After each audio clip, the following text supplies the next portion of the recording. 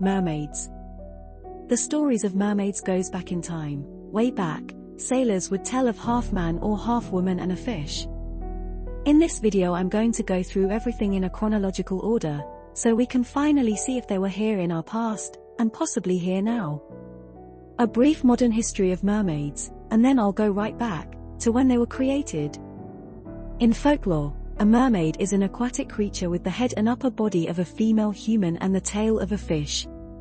Mermaids appear in the folklore of many cultures worldwide, including Europe, Asia, and Africa. Mermaids are sometimes associated with perilous events such as floods, storms, shipwrecks, and drownings. In other folk traditions, or sometimes within the same traditions, they can be benevolent or beneficent, bestowing boons or falling in love with humans. The male equivalent of the mermaid is the merman, also a familiar figure in folklore and heraldry. Although traditions about and sightings of mermen are less common than those of mermaids, they are generally assumed to coexist with their female counterparts. The male and the female collectively are sometimes referred to as merfolk or merpeople. The Western concept of mermaids as beautiful, seductive singers may have been influenced by the sirens of Greek mythology, which were originally half bird-like, but came to be pictured as half fish-like in the Christian era. Mermaids have been a popular subject of art and literature in recent centuries, such as in Hans Christian Andersen's literary fairy tale The Little Mermaid, 1836. They have subsequently been depicted in operas, paintings, books, comics, animation, and live-action films.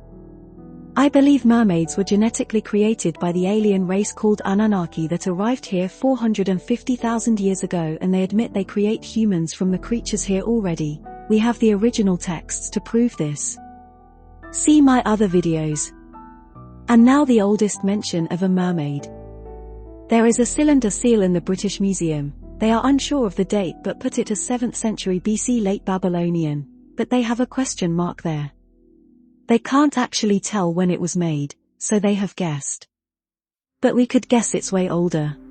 The merman and mermaid both raise their right hand and extend the other downwards. They wear round-topped horned headdresses. The horns of the merman are damaged by a chip, and mermaid has a band hanging down the back which ends in 3 drill holes. They are bare-chested and wear broad, horizontally striated belts. 4 lines are visible on the mermans and 2 on the mermaids. Their fishtails are covered with fine cross-hatching and 3 fins are visible on each. Chipped around the edges, fault in the stone extending from bottom of fish-cloaked figure to the mermaid. If you now look at the carvings of Anunnaki, you'll see they look the same. It's funny how the first mention of a mermaid is exactly where the Anunnaki were. Middle East. Marduk, who was the son of Enki, the prince, was the leader or god of Babylon. If the mermaid cylinder seal was found in Australia or Russia, then it would have nothing to do with Anunnaki, but the Anunnaki used cylinder seals and were in Babylon. There are other cylinder seals that show other mythological creatures. Cyclops, Centaur, Griffin, Minotaur, Hydra. The list goes on, but as you can see, these mythological creatures are normally mentioned in ancient Greece. Why would the Anunnaki or Middle East have them first? That's because the Anunnaki created them in the Middle East, and 7,000 years or more later, the ancient Greek stories are actually stories from the Middle East, stories about the same Anunnaki. Enki is Poseidon, Enlil is Zeus, and so on. Their tales match those from the Middle East. Back then the Middle East was called Mesopotamia. Enki was the Anunnaki that created all these creatures, which explains why the Mesopotamia had them first. He was very good with genetics and would use the word essence to describe DNA. If those mythological creatures were not myths and in fact were genetically modified creatures, then a mermaid would be a logical choice to mess around with. Enki was known as the god of water. Why? You can see why many of the creature creations died out. They might not have had enough created to allow them to breed. But mermaids appear to have had a few. Simply looking at the cylinder seal we can see possibly a male and female. Have a look at this ancient carving found in Mesopotamia. Now look at this carving of an Anunnaki. Have a look at this bronze mermaid found in the Middle East. 1000 BC, that's a rough date.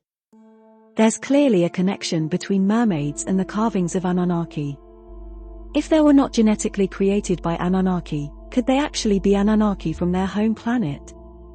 I've read many ancient translations, I've never come across anything where it said the Anunnaki lived in the water. From a biological stance looking at these carvings, it clearly looks like half human and half fish. The chances of a fish ever evolving like that naturally would be impossible because the upper part is not streamlined for the ocean.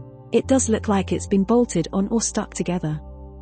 The mermaids seem to have bred and were spreading out.